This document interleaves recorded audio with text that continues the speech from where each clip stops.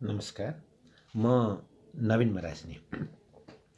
Steam एजुकेसनको सन्दर्भमा भन्नुपर्दा STEAM यो चाहिँ science, technology, engineering, art and म्याथमेटिक्सको सर्ट फर्म हो।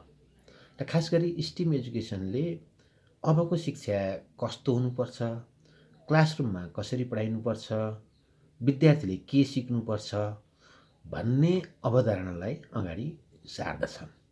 यो एउटा होलिस्टिक लर्निङ अप्रोच हो भनेर बुझ्दा हुन्छ।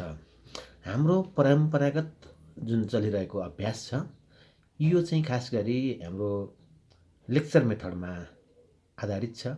सुन्ने र सुनाउने, कक्षामा टिचरले विद्यार्थीहरूलाई सुनाउने र विद्यार्थीहरूले ध्यान दिएर सुन्ने, त्यसलाई मेमोराइज गर्ने र 3 घन्टे एक्जाममा पार्टिसिपेट भइसकेपछि त्यसको रिजल्ट निस्कने।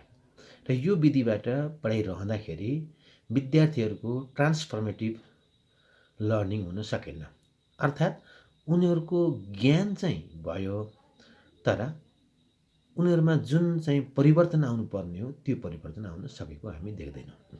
त्यसैले स्टिम एजुकेसनले शिक्षालाई चाहिँ खास गरी डेमोक्रेटिक अभ्यास मार्फत विद्यार्थीहरूलाई स्वतन्त्र रूपले सिकाइनुपर्छ र उनीहरूलाई अनुभवमा आधारित बच्चाले आफै जुन विषयवस्तु पढ्दैछ त्यसको छनौट गरोस्, त्यसमा एक्टिभली पार्टिसिपेट भएर सिकोस् अनि समूहमा काम गर्दै उसले विभिन्न सफ्ट स्किल्सहरूको डेभलप गर्न सकोस्।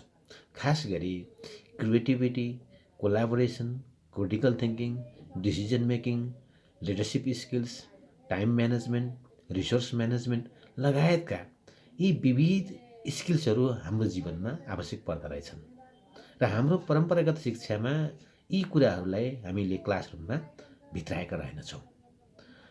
अनि हामीले पढाइरहेको विषयवस्तुले बच्चाले विषयवस्तुमा ज्ञान राख्न सक्ने, तर जुन विषयवस्तु पढेको छ त्यसमा उसको रुचि हो कि होइन, त्यो विषयवस्तुमा उसले तन, मन, धन सबै खर्चेर अध्ययन गर्न सकिरहेको छ कि छैन, त्यो इम्पोर्टेन्ट पार्ट रहेछ।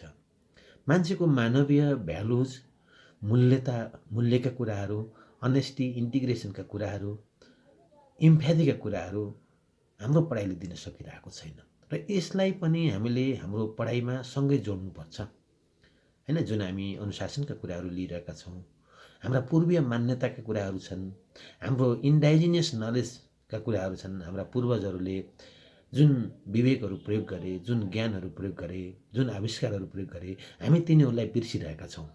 हामी अहिले वेस्टर्न कल्चर, वेस्टर्न भ्यालुजबाट अगाडि बढिरहेका छौँ। कतिपय केसहरूमा त्यो राम्रो पनि छ, तर अबको हाम्रो शिक्षा कस्तो हुनुपर्ने त भन्दाखेरि हाम्रो जुन रुट हो, जुन जरा हो, त्यसलाई हामीले बिर्सनु भएन र अबको ग्लोबल एजमा फेरि वर्ल्ड लेभलमा के कस्ता कामहरू भइरहेका छन् त्यसमा पनि हाम्रो विद्यार्थीहरू अपडेट हुन आवश्यक छ। यसरी पूर्वीय र पश्चिम का दुवै अध्ययनलाई, दुवै मूल्य र मान्यताहरूलाई इन्टिग्रेट गरेर हामीले अबको शिक्षा दिन सक्यौँ भने पक्कै पनि विद्यार्थी अबको 21st सेन्चुरीको लागि योग्य नागरिक बन्न सक्छ भन्ने चाहिँ यसले विश्वास राख्दछ।